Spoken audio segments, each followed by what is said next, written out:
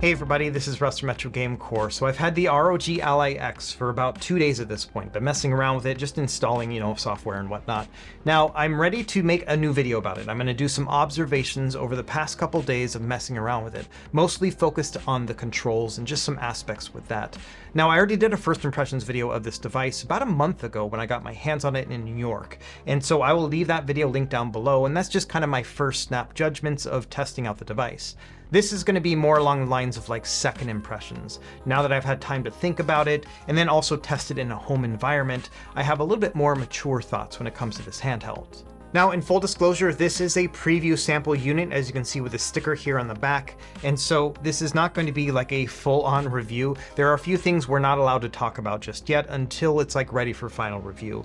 So that's going to be benchmarks and FPS as well as battery life. So we're not going to talk about that stuff in this video, although I do have quite a few thoughts about that, and I'll put that in my in-depth review when it's ready to go. Instead, I want to focus on the good and the bad I've noticed with the Ally X, especially in comparison to the original ROG Ally. The way I see it, there may be some people who potentially are going to sell the old one to get the new one, or maybe they were on the fence about it, and maybe the Ally X is just enough to push them over the edge. And so we're going to summarize this as being 5 upgrades that I've noticed from the original, and then 2 potential downgrades as well. And then after this video, I'll start working on an in-depth review. That might take me a while to put together, but the idea is that I want to make sure that at $800, this is the right fit for you. That's a lot of money, and there's other devices out there on the market. We've got a Steam Deck size elephant in the room as well. And so I want to kind of put all that together in a review video. But for now, I want to just specifically talk about, the past 48 hours and some of the things that I've noticed that are really great about the Ally X. And so without any further delay, let's go ahead and dive in.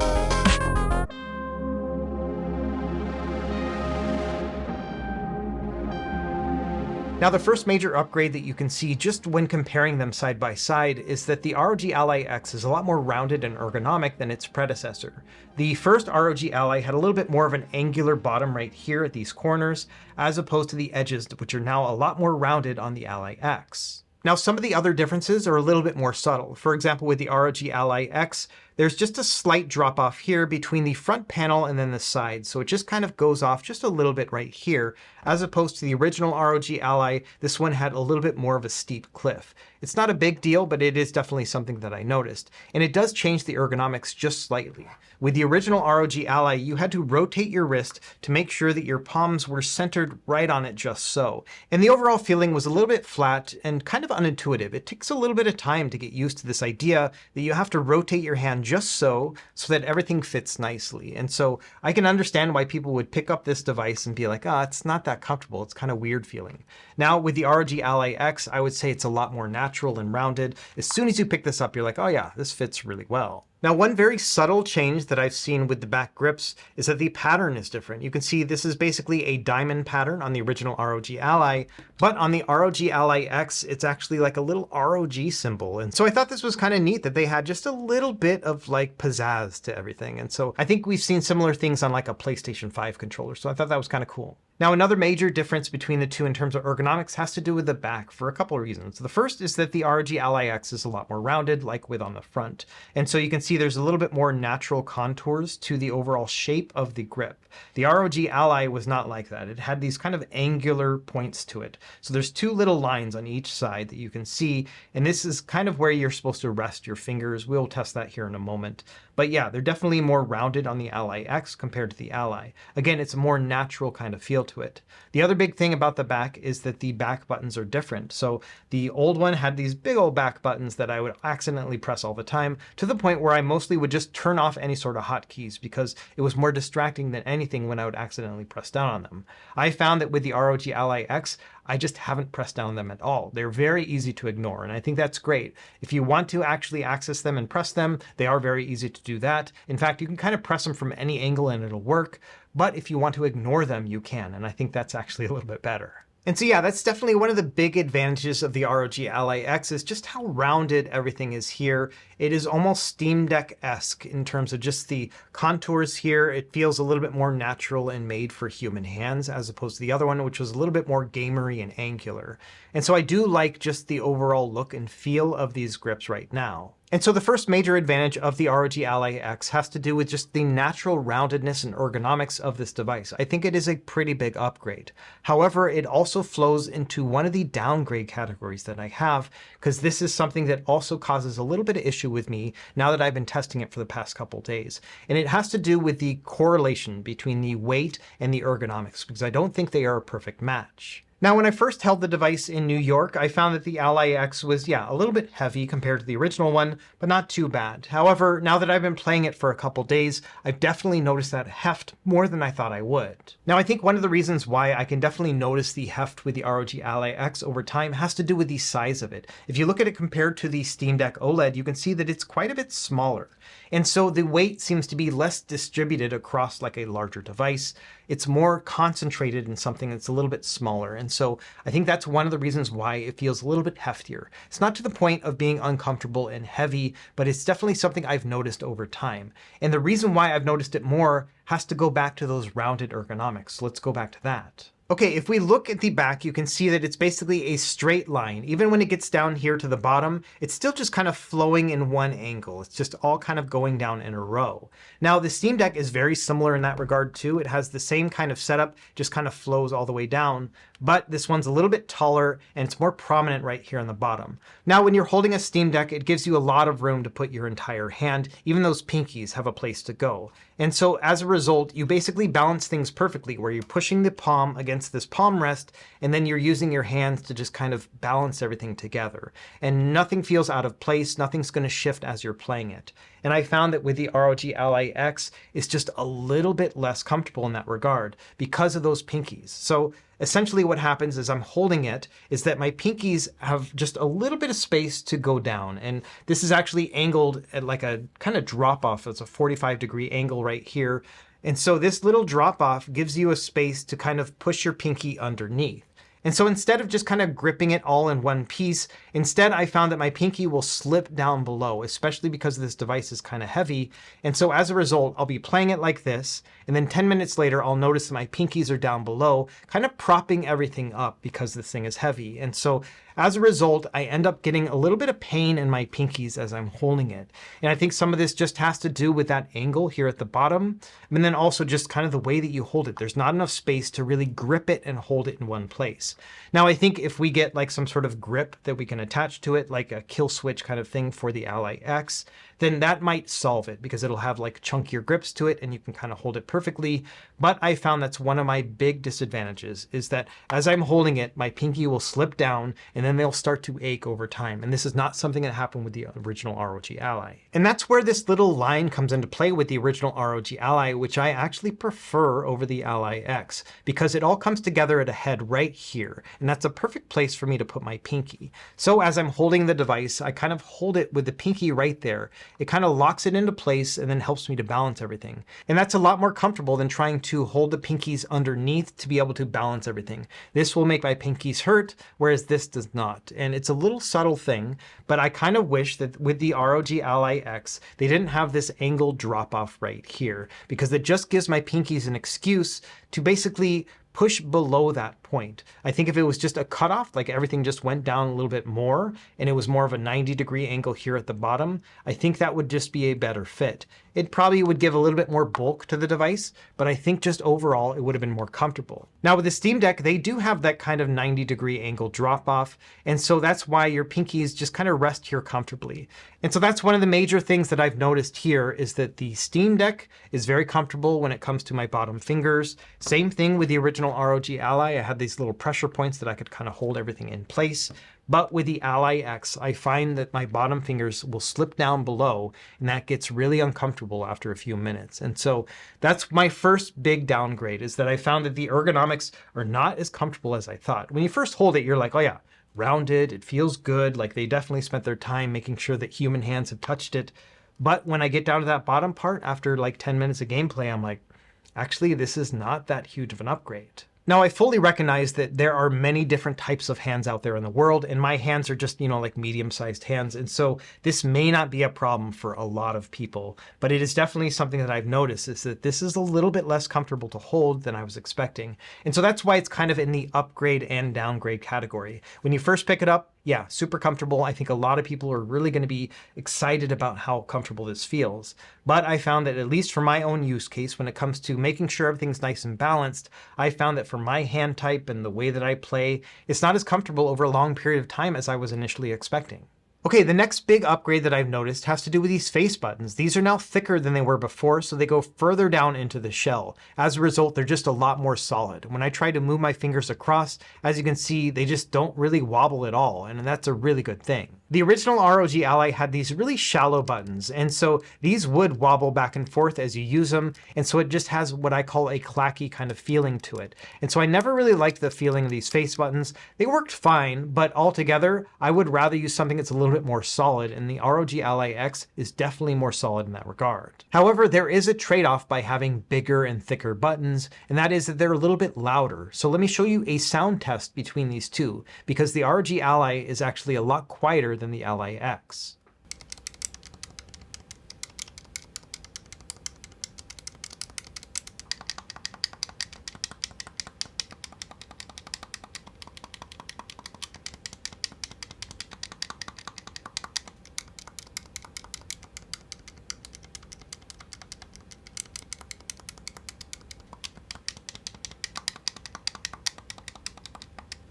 So yes, the ROG Ally X buttons are quite a bit louder. Now, before you break out your pitchforks and start going after Asus and saying, why did you make them so loud? A couple things to bear in mind. The first is that they feel a lot more solid. And so the buttons overall feel a lot better. I would much rather play with the face buttons on this device compared to the ROG Ally.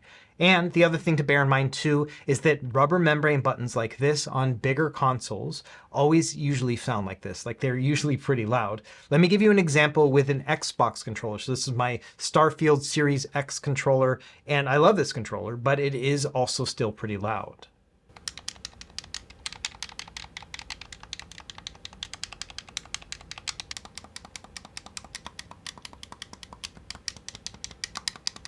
So yes, they are loud buttons, but all these devices have loud buttons, so I'm not losing any sleep over the loudness of it, but your partner might if you want to try to play this in bed. And just something to bear in mind, if you tried to use an Xbox controller in bed, they would have the same complaints as if you used the ROG Ally X. And so something to keep in mind, but overall, I think this is a big upgrade. The buttons themselves are a lot more solid feeling and just really precise. And so I really like using these buttons compared to the original one. Okay, the next big upgrade I've noticed with the ROG Ally X has to do with these analog sticks for two different reasons. The first one is that the inside part right here is just a little bit more like deep than before. And so it makes it very easy to just put my thumbs right inside and just kind of have them resting within. And the other part is that the grip around them is a little bit larger. And so this kind of works together in a really nice combination where I've got a place to put my finger, and then as I move it around, it doesn't slide around as much because I have all that grippiness around the edges. And so I've been really enjoying using these sticks just from that perspective of having like just a really tight fit as I'm playing it. The other major upgrade is the tension around the sticks. So it takes more force to move them from one edge to the other. Now, I kind of liked how flicky the original ones were, but this just feels a little bit more true to an analog stick. So if you're used to having something with a little bit more of a conventional kind of feel to it, this is going to feel really good. The amount of tension here just feels like you have a little bit more nuanced control as opposed to just going from 0 to 100. You can now hit, 40, 50%. All those are a lot easier to press down now with this new tension. So let's use our Xbox Series X as an example. And so this one has a very similar setup. It's got a deep kind of well right here in the center, and then it has a lot of grippiness around the edges. And so holding this is very similar in that I can just kind of push my thumbs inside and then move it around without losing any of that grippiness. And it's very similar with the ROG Ally X in that exact same regard. Now, in terms of tension, I would say that the ROG Ally X actually has more than the Xbox Series controller, but I don't think that's a bad thing. I think it feels pretty good as I'm holding it and I'm moving things around. It all feels very natural.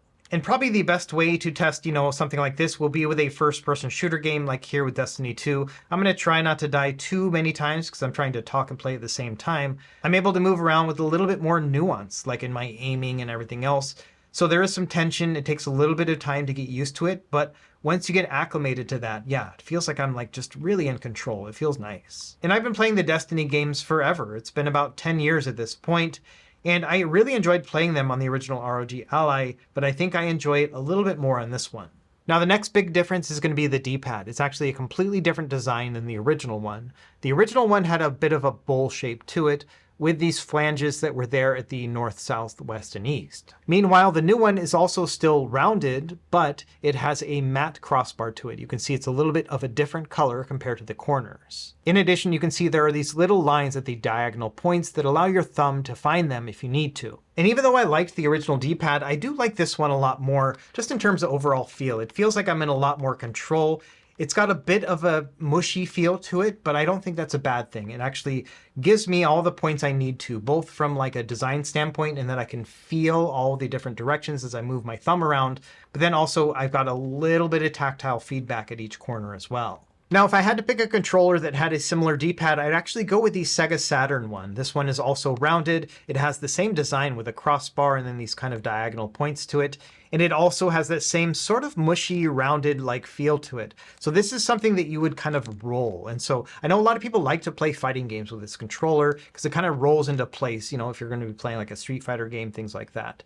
And so this one is probably the closest example when it comes to the new ROG Ally X D-pad, in the fact that it's a little bit mushy and rounded and it rolls a little bit, and the design is very similar. Now, when it comes to testing a D-pad, I usually test 3 different games. That's going to be Contra, Street Fighter 3, and then Celeste, depending on what I'm trying to show as a demonstration. So let's do each of those games and kind of talk about the experience as I play them. We'll start with Contra. So here, what I like to do is press down on the D-pad so that I duck, and then I rock the D-pad left and right and see whether or not the character is going to move. Now, with a traditional cross-style D-pad, you don't want the character to move too much. Maybe a little bit, but not to the point where the moment you kind of wiggle your controller, you're going to feel your character move. Now with a rounded D-pad, it's a different experience because this is meant to roll. And so you will find that you will get a lot of diagonals with this kind of D-pad, but the question is whether or not it's going to happen accidentally. And so here I am pressing down, going left and right. And sure enough, yes, my character is moving quite a bit. And so I'm not surprised by this. A SEGA Saturn D-pad would do the exact same thing. The big difference here is going to be whether or not this will cause an accidental diagonal. So if you're trying to, like, for example, go left and right and then you press down, does your character go exactly down or does it move a little bit to the left and right? And what I'm finding here is that, yeah, it's very precise in that if I want to hit a diagonal, I can, but if I don't, then I won't. And that's exactly where we want to be. And so yes, I would say this controller does not pass the Contra test as we know it, in that if I press down and rock it left and right, it is going to move the character. However, when I want to actually make a diagonal versus when I don't, it is very precise. So the way I like to talk about it is that I would play Contra on this handheld and have no problem with it. And that's a good sign. Whether or not it passes the test is completely different. This is a Contra test, and I want to play Contra on it, so it kind of passes the test if you think about it. So anyway, in terms of just precise D-pad movement, I think it's good. It's definitely a little bit more on the diagonal friendly side, but it's still something that I would play retro games with. And if you're going to be playing PC games, this isn't really a big deal at all, especially because most modern games only use the D-pad for things like changing out weapons, things like that. So really, I've got no qualms about this whole control setup right here. Okay, next up, we're going to do Street Fighter 3, and I'm just using special moves here, just seeing if I can Hadouken and Shoryuken, and yeah, absolutely no problem here. In fact, this feels awesome. And so if you like using a D-pad when playing this type of game, you're going to really enjoy it because this feels excellent.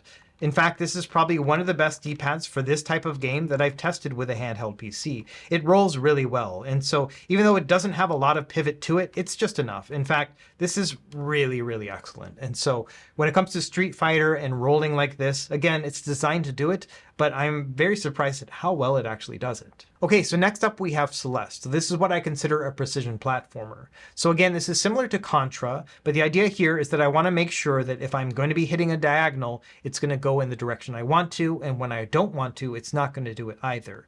The idea here is that Celeste is one of those where you have to make sure that every jump counts, and so as long as everything works correctly, you should be able to use this D-pad no problem. And yeah, I'm seeing right here, absolutely no issues. When I want to jump diagonally, I can. When I want to go up and down, I can totally do that as well. So again, this D-pad is passing all of these tests when it comes to wanting to play these games with this very precise kind of input. Yeah, I'm really enjoying it. So no problems whatsoever with this D-pad. I think it's a big upgrade over the original ROG Ally. Now, to be fair, I liked the D-pad on the original ROG Ally. It's a little bit more tactile and clicky, but it still rolled pretty well and it was precise. So I like to use this with retro games as well. And so it really is one of those things where they improved something that didn't really need it. You know, I'm of the philosophy that if it isn't broken, then don't fix it. But this was not broken and they also did fix it, which is kind of unique. And the last note I want to make about the D-pad is that it's more comfortable to use compared to the other one because of its positioning. You can see here, there's quite a gap here between the D-pad and the screen bezel, whereas with this one, it's a lot closer to the center. And anytime you put the controls like inboard like this, that means your thumbs are just going to naturally be able to shift to be able to use it. And so I do find that this is more natural and ergonomic to use with the D-pad compared to the original one. The D-pad was still good on the original Ally, but it's even better now. And this is one of those reasons why I consider it to be an upgrade. Okay, and the fifth upgrade that I've noticed with the ROG Ally X is probably of no surprise, but it has to do with the battery life. Like we know already, this is twice as big as the previous ROG Ally X.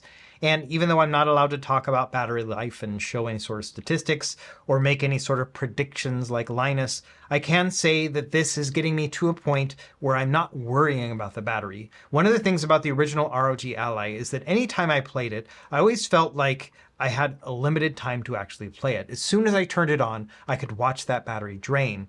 And that's not really what I'm seeing as I'm playing this device nowadays. It's to the point where I'm like, okay, I should probably plug this in at some point and start charging it. And that is a totally different mindset than previously where I was like, oh man, I better get in as much gaming as I can before I need to charge it. And so it's a completely different mindset. One of the other things that I've noticed as well is that I don't mind playing games in turbo mode on the Ally X. On the original Ally, I would just use that in emergency situations. Like if I only had 20 minutes and I wanted to get the best frame rate, then I would use it. But for the most part, I just played in the standard performance mode. In this one, I feel like I can get just as much game time in on the old performance mode as I can with this one in turbo mode. And so I find myself using turbo more often with AAA games, which was really rare with the original ROG Ally. And so instead of having to make compromises when it comes to frame rate so that I can get better battery life, now I can just kind of push things to the max and I still get some pretty decent time in to actually play. And so without getting into any specifics here, I can say that me here playing Elden Ring at 1080p low settings looks amazing and plays amazing as well. We'll talk about this more when we get into the final review, but this has to be one of the biggest upgrades altogether, is that I feel like I'm gaming with fewer compromises. And anytime you're in that kind of situation with a handheld, that's always an amazing place to be. And so I'm definitely feeling that more with the Ally X than I ever did with the original Ally. And considering the fact that the original Ally was my favorite Windows-based handheld over the past year, you can tell that I'm pretty excited about this Ally X as well. Okay, we've gone through the 5 major upgrades and we've talked about one of the downgrades, which is the battery and just the overall weight of it and how the ergonomics kind of play into that. Let's talk about the one other thing that I found to be a disadvantage compared to the original ROG Ally. And this might surprise you, but it actually has to do with the shoulder buttons. Now, the design of the buttons themselves is fine. Like, I think it actually looks pretty good and the buttons themselves are easy to press down on. What I don't like about them is that they are louder than expected and they're clicky. And so let me press down on them and you can get a feel for how these actually sound and feel.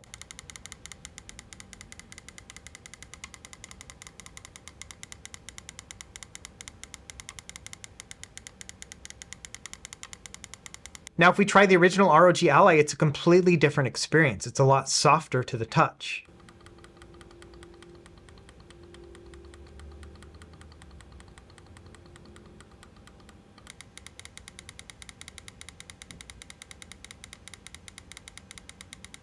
So I'm a little bit torn about this. I think that the shoulder buttons are larger on the Ally X and easier to press down on, but I like the sound of the shoulder buttons on the original Ally. They have a little bit of a softer and slightly mushier feel, but not to the point where it's a bad thing. I just think that it's just a lot less clicky than the ROG Ally X.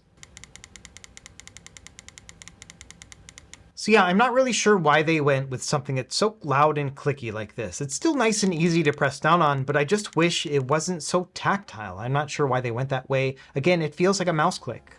And so there you have it. We've got 5 big upgrades and 2 downgrades that I've noticed in my first 48 hours with the ROG Ally X. Now, I don't think that these 2 downgrades, the fact that I don't have a place to put my pinkies or that these shoulder buttons are loud and clicky, are deal breakers for me at all. I'm still really enjoying this device, but I did think it was kind of interesting that some of the things that Asus obviously think are improvements over the original one, I don't really consider them to be improvements, at least for my own gameplay experience. Now, one of the great things about this whole PC handheld space in the world at large is that there are so many different types of people out there, and some people may really enjoy these things. And so even though I've numbered them and said that these are good and these are bad, I can completely see why some people might like some of these better than the others. And as you can imagine, I've got a lot of other things to test before that final review. I want to test out the audio quality, the fan noise, all of those things that are really important to the overall gaming experience. But these are the things that struck me just in those first 48 hours. So let me know what you think in the comments down below. Have you watched other reviews and have you seen other things that are giving you some sort of concern, or maybe are making you excited about the Ally X? And also let me know what you would like me to cover in my final review as well. As always, thank you for watching, and be sure to like and subscribe if you found this helpful. We'll see you next time. Happy gaming.